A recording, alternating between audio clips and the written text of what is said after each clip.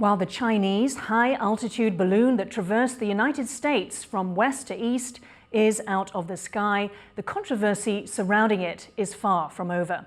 Hello and welcome to Taiwan Talks. I'm Yin Khvat. My guests today are Huang Kwei-bo, National Chengchi University Associate Professor of Diplomacy and a Taiwan-US-China relations expert, and Albert Chiu, Tunghai University Political Science Professor and a Taiwan-US relations expert.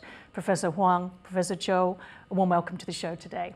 And to provide a perspective from Washington, D.C., I speak with Ivan Kanapathy, Vice President of Beacon Global Strategies, a Senior Associate and Freeman Chair in China Studies at the Center for Strategic and International Studies, formerly U.S. National Security Council Director for China, Taiwan and Mongolia, and Deputy Senior Director for Asian Affairs. Ivan also served as a military attache at the American Institute in Taiwan and was an F-18 naval flight officer. That's right. It's still a violation. It's a question of, entering another country's national airspace without having been given permission to do so. And so either way, there are consequences. But first, Beijing on Monday lodged a formal complaint with the U.S. Embassy in Beijing over the shooting down of its so-called weather balloon in American airspace just days before. Here, you can see the U.S. Coast Guard involved in the search and recovery of debris from the balloon. The complaint by China's Vice Foreign Minister, Xie Feng, said the U.S., quote, overreacted and seriously violated the spirit of international law and international practice.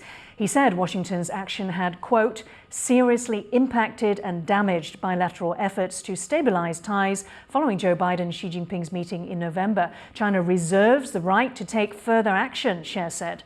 It followed on Sunday Chinese Defense Ministry spokesperson Tan Kefei saying China, quote, reserves the right to use necessary means to deal with similar situations. Here's the Chinese Foreign Ministry responding to questions about another one of its balloons over Latin America. 关于你提到的这个拉丁美洲上空的这个气球，经了解核实，有关的这个无人飞艇来自中国，属民用性质，用于飞行试验，受气候影响，而且自身控制能力有限，这一飞艇严重偏离了预定路线，误入拉美和加勒比上空。 A few days earlier, the Chinese Foreign Ministry's tone was a little different. It said Beijing regretted that the first so-called civilian weather balloon had entered the US.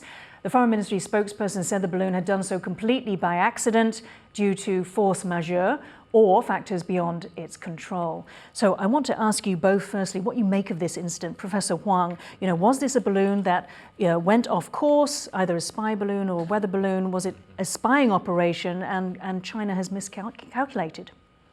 I think the balloon incident indicated a very fragile trust or distrust between Washington and Beijing. So actually, an intrusion of these weather balloon or spy balloon or surveillance balloon or whatsoever has triggered some very vehement reactions, especially from the Republicans in the States, which led to some necessary response from the Democratic government that is shooting down the balloon in the out of the eastern coast of the U.S. I think for Beijing, I think Beijing thought it was conducting some scientific or atmospheric probing experiments, but this is what you believe, is it? Beijing okay. believed, okay. So actually the U.S. didn't have to have such overreaction towards the balloon thing. But for the U.S., I think it's natural for most or almost for every sovereign state that the balloon has entered the territorial space of the specific country. So the specific country has all right to carry out necessary means to deal with this contingency or event incident. What do you believe, Professor? I have no idea because we just saw from the clip that the debris have been discovered by the U.S. Navy, I think. Should be Navy. Okay, so we have to wait for a few days until the answer from the U.S. government to be announced so that we know whether or not this balloon is for spying or for scientific research. Right. Professor Chiu, we mentioned there that there has been a strong response from Republicans. Marco Rubio said that the message we have, the message that China is sending is we can fly a balloon over U.S. airspace and you can't do anything to stop us. What's your assessment of what this balloon was? Was it a message like this from China? Was it a weather balloon, a spy balloon? Okay, I would like to comment on this whole incident from more tech perspective.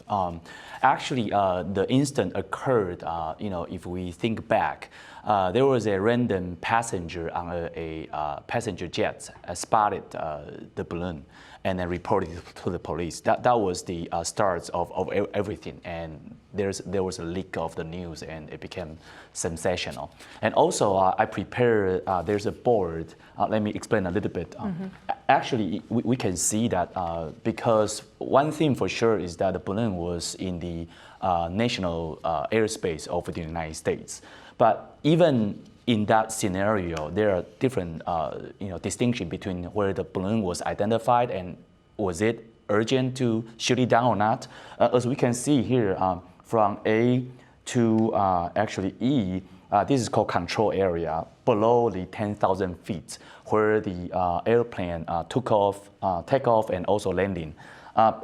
Everything above the 10,000 feet, up to the boundary 62 miles from the land sea level was also part of the national airspace. So according to the reports, the balloon was identified at the altitudes about 60,000 feet. So that's like, well above the commercial airspace. So that was, first of all, not emergent to shoot it down. That was probably part of the reason why the Biden administration was not in a hurry to shoot it down. However, symbolically speaking, for Republicans specifically, they don't like the sluggish executive behavior against this balloon. But finally, the balloon ends up being shut down by jets. And so that's kind of the, I would like to recover the whole scenario back to when. The second thing I would like to comment on is that I believe that the spy balloon, if I identify it as a spy balloon, or it's, one characteristic we can have in our mind is that after the balloon was taken down, if there is a high resolution camera with it, that means that this is a spy balloon. If this is a weather balloon, then you probably only have a sensor or something like that to measure temperature at the best. But still, we haven't known anything about that enough. But still, I would say that the blame should be on the CCP side, because if their technology is that advanced, that they could have known it a long time ago that they launched this balloon, and also based on the direction of the wind, the balloon will end up in somewhere in the United States, which they should have known that. If they did not have that kind of capability to controlling the balloon or even predicting the direction where the balloon is going, I don't believe that this is a great nation in power, in military capability, and so on. So I think that's the second thing I would like to explain. The third thing is that I think the mutual spy activities has been continuing on for so long. And what makes this one unique, this incident? Yeah, this one is very unique, is that it occurred prior to Antony Blinken's visit to China. And many speculation, around at this point of time is that one is Xi Jinping himself might want to do this, or maybe let it off, out of his order, or maybe he just did not know what was going on, but just let it be. Okay, that's one thing, because Xi Jinping knows that he himself does not need to say anything, but he can let his bureaucracies do something more aggressive towards the United States. The second thing is that Xi Jinping himself might not be so hawkish against the United States. But the thing is that he has his factions within the CCP, and Xi Jinping as a single national leader, it is impossible for him to in control of everything, because the nation is so big, right? So might be some anti-American faction within the CCP wanted to do this and did this without a notice to his boss, Xi Jinping. That's interesting. Professor Huang, what's your assessment? Could it be, one faction within Beijing is trying to hijack the meeting of the visit of Antony Blinken and basically trying to stabilize they're trying to continue the destabilization of the ties between the two? It's very difficult to say, but I would assume that Beijing also welcomed Antony Blinken's visit to Beijing. So my hunch for now, for the time being, is that this is an incident. The PRC side has used a lot of these kind of balloons for some specific purpose, which we have no idea. However, this balloon happened to appear above the US continent, spotted by some ordinary people, and such a news has been taken advantage of by the opposition party in the United States, which triggered the democratic government's further reaction towards the balloon, which is to shoot it down. So you don't think that they wanted to shoot it down, as Biden said, at the beginning. All along? They were just waiting for a safe moment. They also wanted to recover. Yeah. Right. Because according to some news, the size of the balloon is roughly equal to 3 buses. So you cannot imagine what kind of damage it would cause if it was to be shot down above the US continent, because you cannot control the direction when it fell off. So it would be safer, to do that as the US has been doing, to shoot it over the sea. So I think that's a safe way to do it. And of course, I would assume that the Biden administration at the beginning did not want to shoot it down, because the Biden administration, according to the US government, has known the balloon, has found the balloon along the shores of Alaska. So the US should have some plenty of time, to take it off if the US really wanted. So I would say probably it's because of the opposition that kind of forced the Biden administration to take some more assertive action towards the balloon. There's some people that saying that they deliberately needed a vaster expanse of water because they wanted to preserve as much as possible what was on the balloon. So that could be. Yeah, that is also a very likely hunch. And I think most important thing is to figure out what is with the balloon. And that is why, either on the sea or shoot it down later. I think, both are very, I would say, correct measures.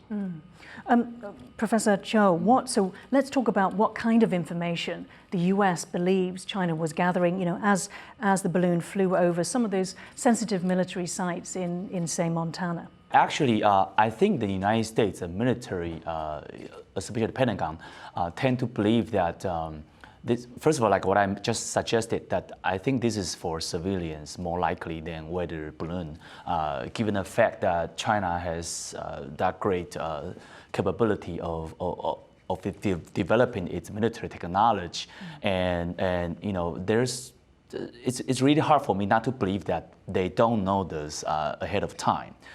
And the second piece of evidence I had, from the report is that back in February last year, there was actually a report on the newspaper from the PLA, that's called PLA Daily, reported that the surveillance balloon has been conventionally used as a useful tool to detect the useful information from foreign countries. After the State Department, CCP, they denied that this is a surveillance balloon or has nothing to do with a surveillance purpose. A lot of netizens discovered this news and told the public in the world that, more or less that China did use this for quite a period of time. But that does not, put a finger on China that it's all your fault, and nothing that similar that the United States can do about. Actually, the United States did this before as well. But I think for me, the meaning of this instance is prior to Antony Blinken's visit, and even after the G20 summit, where Biden and also Xi Jinping they met up and for a further rapprochement, and it's hard to understand why China would let things like this happen.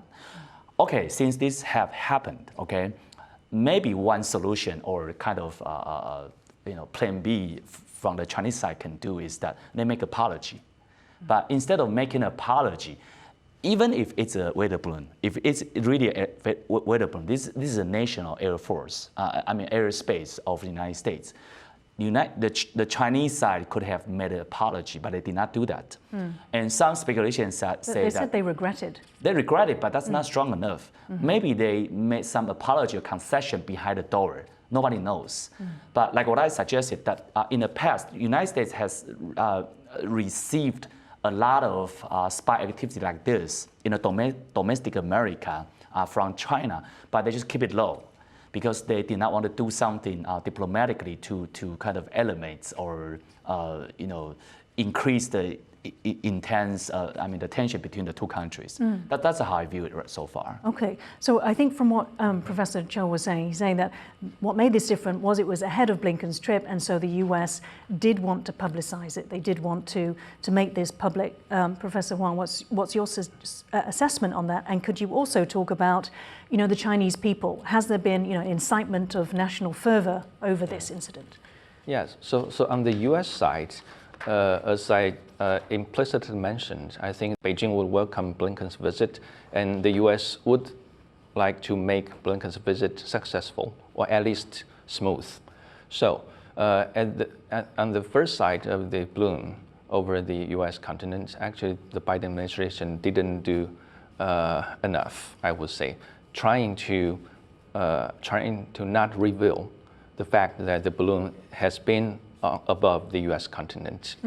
As I said, not until the Republican began to attack these sluggish or this very slow response of the Biden administration, then the Biden administration undertook some more assertive actions.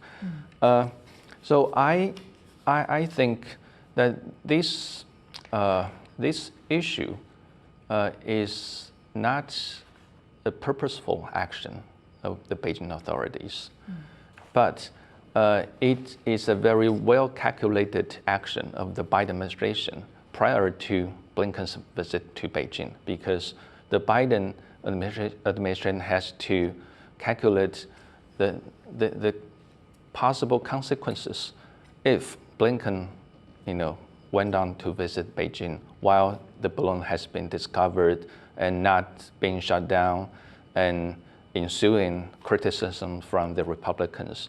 So the gain from Blinken's visit might be smaller than the loss of the Biden administration's lack of timely responses.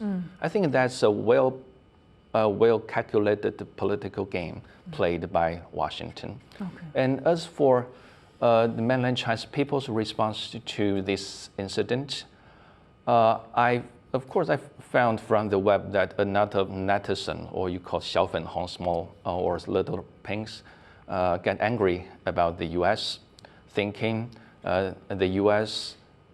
Did not pay attention to the respect of China. However, I also saw some recent arguments by the mainland Chinese people that, hey, see, the balloon has entered the sovereign space of the U.S., so the U.S. has to do something as a response. We have to face it. And we really did something inappropriate. I mean, Beijing, okay? So I see both ways, but I think it's natural, on the web you can see so many different opinions about the same issue. So maybe not so much nationalistic fervor over this incident. Still, you can see some nationalism, as long as it's done by the U.S. is wrong. Okay. For some netizens of in course, China. yes, that's right.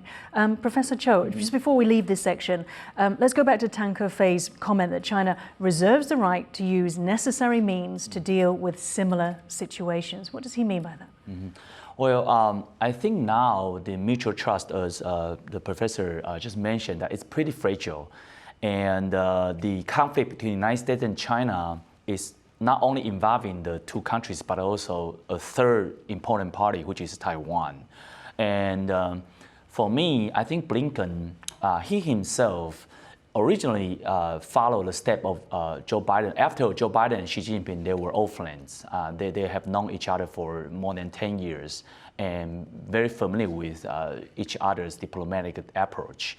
But still, they play their individual roles as a national leaders. They now, at the face of confrontation, and even the United States try to contain China in rising, in developing in a hawkish way towards other countries in the world.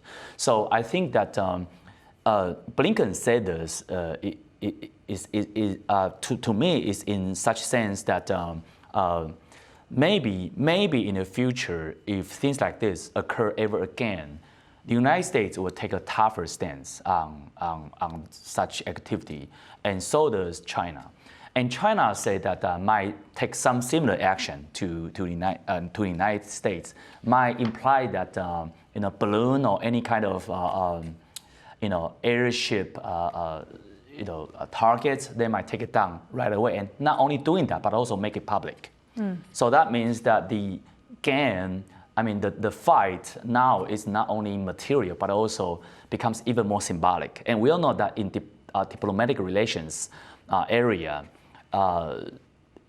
symbolic attack or symbolic confrontation or even conflict can materialize, become something more solid, and even leads to a higher level of escalation or kind of conflict. So that, to me, is an inevitable direction.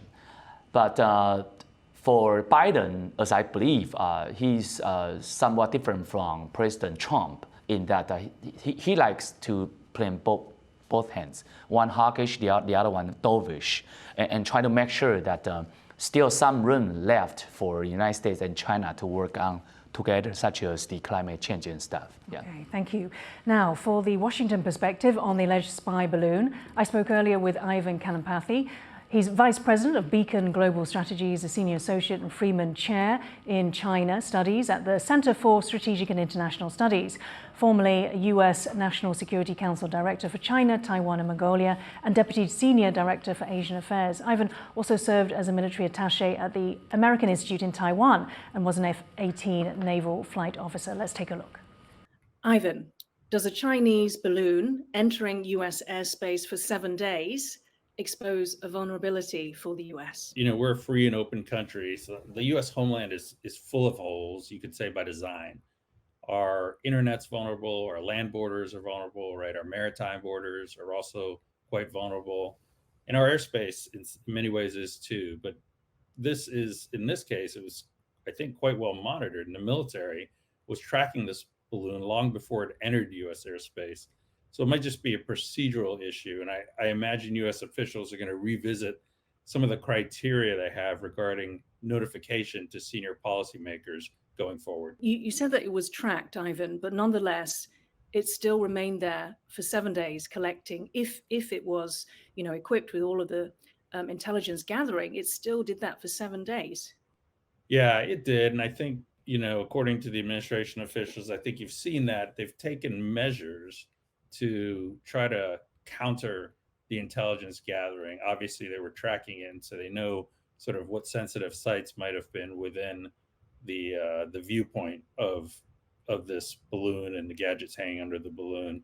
So they've tried to mitigate some of those activities, and then obviously at the end of the day, the Biden administration went ahead and took it out. The Chinese say that this was a weather balloon. If evidence is gathered to prove otherwise, what next? So I think that China said it was mainly a weather balloon, which is interesting. To me, it's almost an admission of guilt. The U.S. and China have been spying on one another for decades, right? And neither country should, based on international law, send aircraft into the other country's sovereign national airspace, which is what happened here. And so I just think the U.S. government was very much well within its rights to take down this device, this airship, and then collect the wreckage and exploit it. So, Ivan, are you saying that even if this balloon wasn't gathering intelligence, it still the violation and still serious? And if that's the case, how does the Biden administration show China that there are consequences to this? That's right. It's still a violation. It's a question of, entering another country's national airspace without having been given permission to do so. And so either way, there are consequences. Obviously, one of the consequences is that the U.S. government took it out. I think going forward, we'll see what the Biden administration does in order to deter any further attempts at this type of surveillance. And maybe that was enough. I think only the future will tell us. So given all this, why do you think that China did this just before Secretary of State Antony Blinken's trip, and also not long after the rapprochement between Biden and Xi in November? Yeah, that I wish I could tell you what's in Xi Jinping's mind. I think we do have to assume that he personally approved this operation, just giving the centralization of power and the obvious sensitivity of something like this happening, just how important it is. It's possible, and I've heard that the balloon may have malfunctioned and ended up operating lower than intended. So it was flying across the United States at about 60,000 feet, and maybe it was designed to operate maybe twice that high.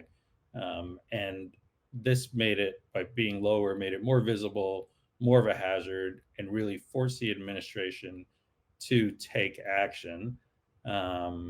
It's possible that Xi Jinping took a gamble that the U.S. would not actually publicize it if, in fact, it stayed a little bit higher, for example.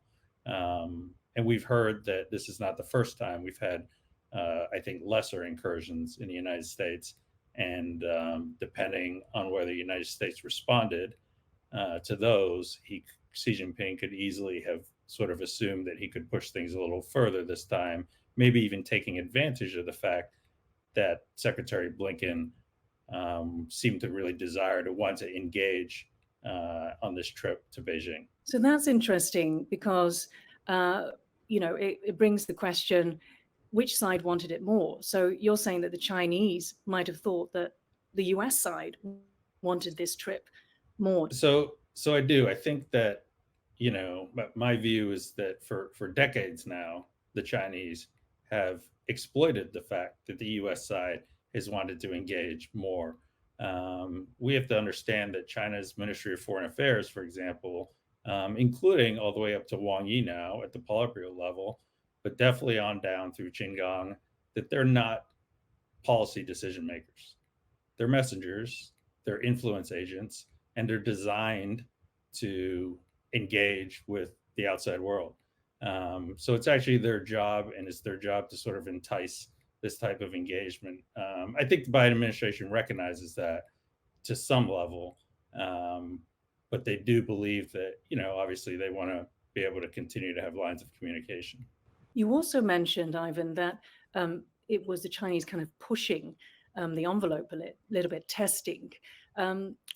Obviously, this incident has meant a cancellation of Blinken's trip. But what impact do you think it will have going forward on the U.S.-China relationship? So I don't think it changes the trajectory. I think what we saw, since November with the Biden-Xi summit and things like that is maybe a slowdown or a pause, if you want, in what the United States was doing. I think you'll see sort of getting back on and accelerating what was probably already coming anyway. And there are things the U.S. government is openly considering vis-a-vis China: outbound investment restrictions, for example, more data protections directed at China, forcing TikTok, for example, to divest. That's being discussed a lot here in Washington. Maybe more military spending, including military spending, quite frankly, on Taiwan. So that some of those things are going to continue and maybe accelerate faster than otherwise if we hadn't seen this incident. And looking more broadly, this particular balloon did travel into Canadian airspace, and apparently there's another one over South America. What do you think this whole broader issues impact is having on China's foreign relations as a whole, given that it is trying to have this sort of like soft diplomacy with the sort of like the big comeback of China after? Yeah, no, it's interesting. I think, you know, the United States has now publicly said that, you know, these balloon surveillance craft, these airships have now been over, I don't know, 4 or 5 different continents over many other countries. If I'm not mistaken, President Tsai Ing-wen has said that they've passed over Taiwan. So I think as this more and more comes out, I'm sure the United States has shared some of this intelligence with its closer allies, but now that it's public, you know, it'll be shared much more widely, and again with probably more information dripping out to the public, and this will, of course, impact, you know, China's sort of reputation if they're actually flying, again, airships over countries' sovereign national airspace. And let's talk about Kevin McCarthy's possible trip. What do you think the effect of number one, the cancellation of Blinken's trip to China, and then also this, you know, the allegations of spying against several countries? What effect would that have on McCarthy's trip? So there was already sort of considerable desire, if you want to call it pressure, for Speaker McCarthy to visit Taiwan. I think he does want to at some point, although he doesn't feel like he needs to go immediately.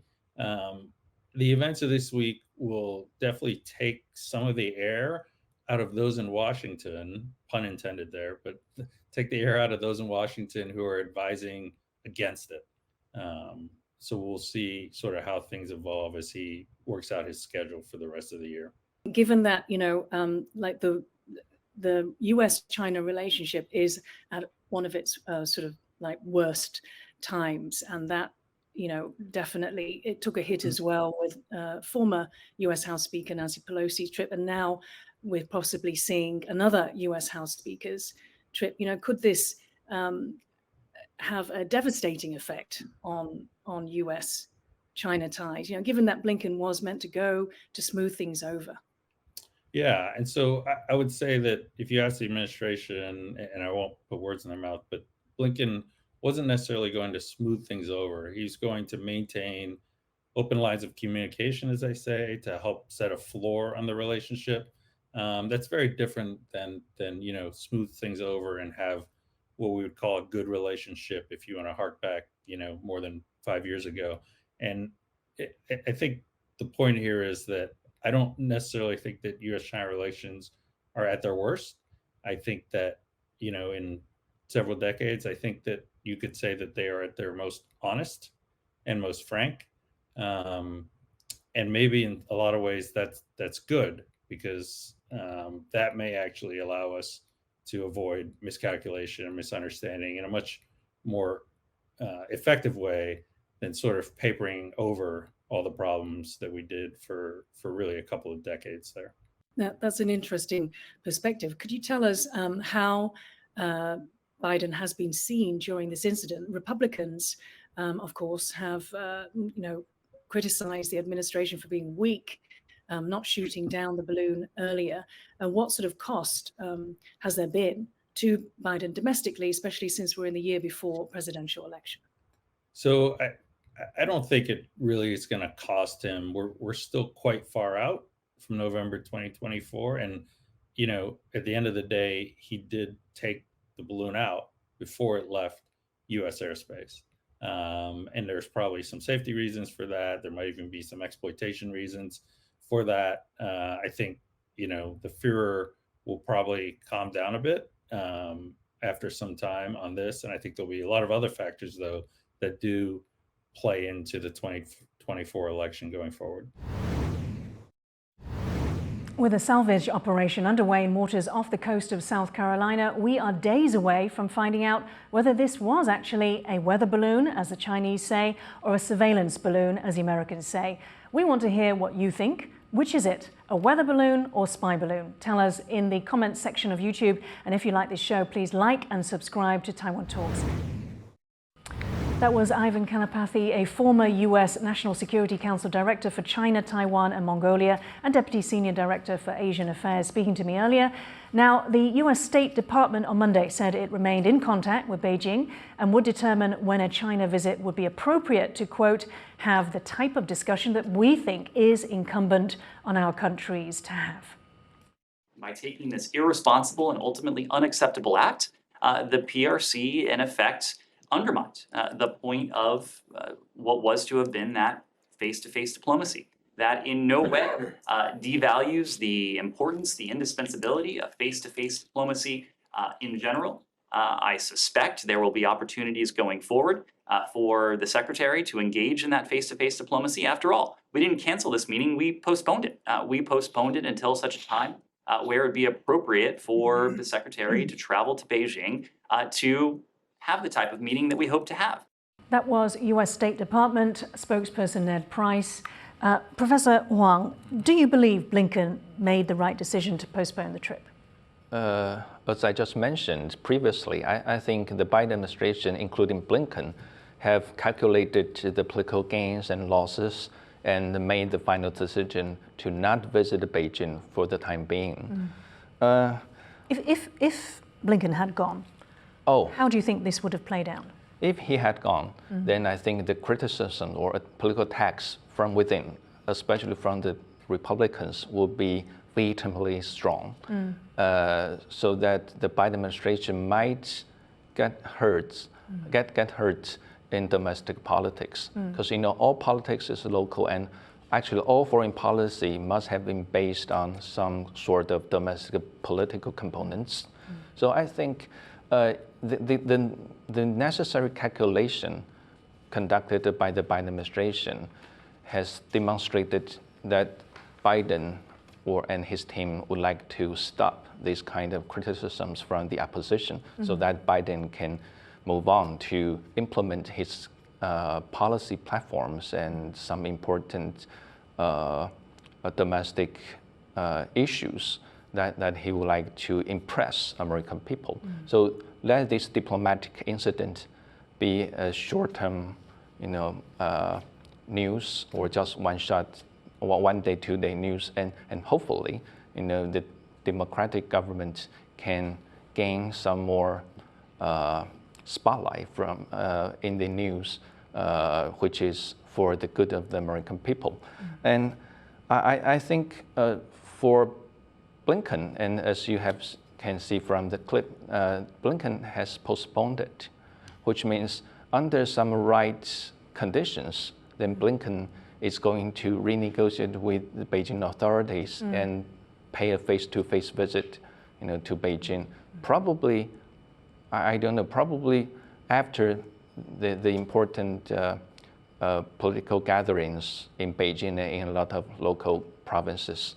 So I would assume that this visit would be resumed earliest, probably in late March, or probably after April. But I would say the chance or the possibility for the two sides to meet on the highest diplomatic level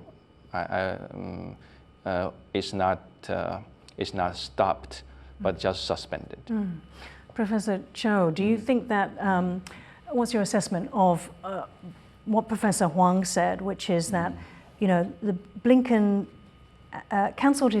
postponed his trip, and this was as a result of kind of like the political backlash, the sort of domestic politics where Republicans would criticize him for going to have meetings, maybe have dinners with the CCP whilst a balloon violated US airspace, or was the Biden administration trying to send a message to China, because this raises the issue, which side wanted this trip more? China wanted this trip too. Right. I kind of agree with Professor Huang's argument about this is a game between the United States and China, and also within the United States between the bipartisan fights. I kind of agree with that. I mean, politics is about game playing and how to make you look good in the public, okay? And so you can win the next election. That's for democracy. For authoritarianism, such as China, they might think about the same thing in a different way, but still they need something to support their leadership and that sort of legitimacy. I remember I joined this show, many times, back to when I mentioned, I predicted that the U.S.-China relations will become warmer in the aftermath of the G20 summits. And still, in the long run, the direction is going in the best side, all right? Especially when the 2024 presidential election in the United States, also in Taiwan, is around the corner, you will see that getting more salient. Even though President Biden wants to play a game where he can be nice guy and also a bad guy to China, but still the whole direction where we have seen the rise in China is developing in that hawkish side. It is really hard. That's number one. So sorry, just to clarify, Sure. you did say that you believe relations are getting warmer.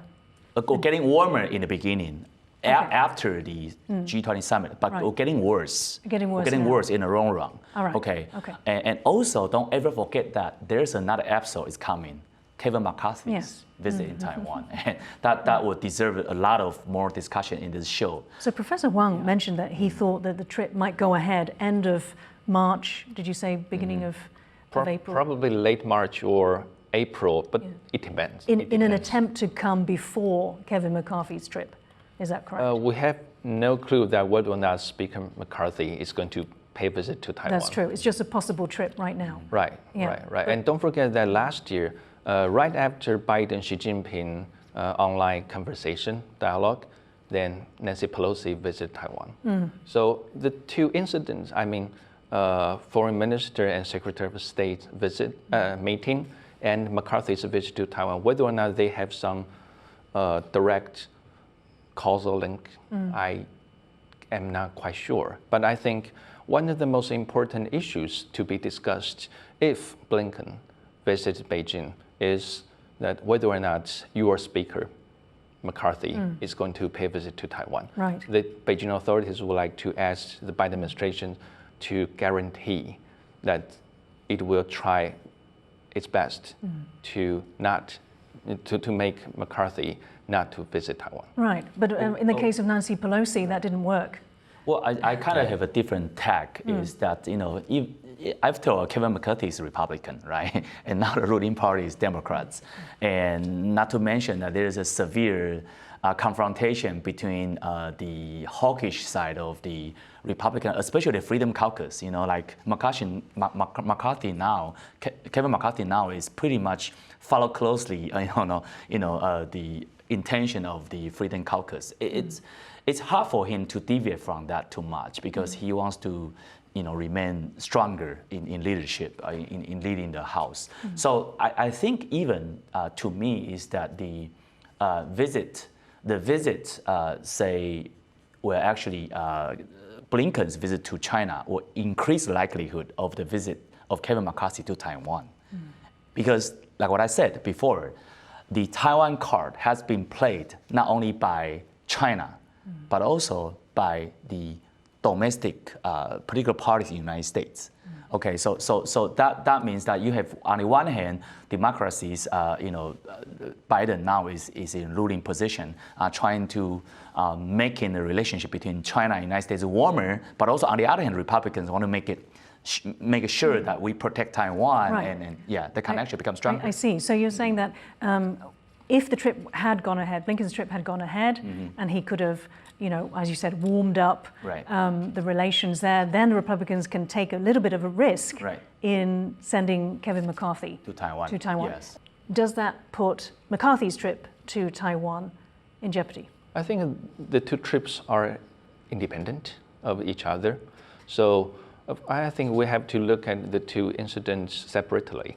So whether or not there can be some agreement between mainland China and the US over diplomatic issues, and whether or not the Biden administrations could have a better arrangement, or if Speaker McCarthy really wants to visit Taiwan. So I think these two are independent. I appreciate they're probably independent, but in terms of the overall, sort of U.S.-China backdrop, if this ends up spiraling downwards, say if China has threatened to take further action, if it does that, and then the Biden administration is then forced to take further action, and we can see this sort of descent, would this be the sort of environment that Kevin McCarthy would then chance to come to visit Taiwan? Does he not care about that? Because, as you said, he's not the ruling party. Yeah, I don't know Speaker McCarthy, but I hope that he will take into consideration stability and peace in the Taiwan Strait seriously. So I think he knows clearly, the possible consequences of his possible visit to Taiwan, and that is why just a few days ago you can see from the news that Speaker McCarthy said he has no plan to visit Taiwan so far.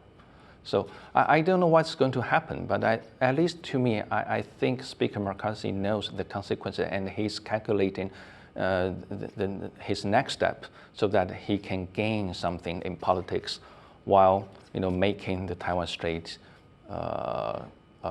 safe and stable without being stirred up by his visit. Professor Chiu, so asking you in conclusion, do you think that the incident of the balloon and the cancellation of Antony Blinken's trip, the postponement of Antony Blinken's trip could be cancellation, you don't know yet. Yeah. Yes, we don't know yet.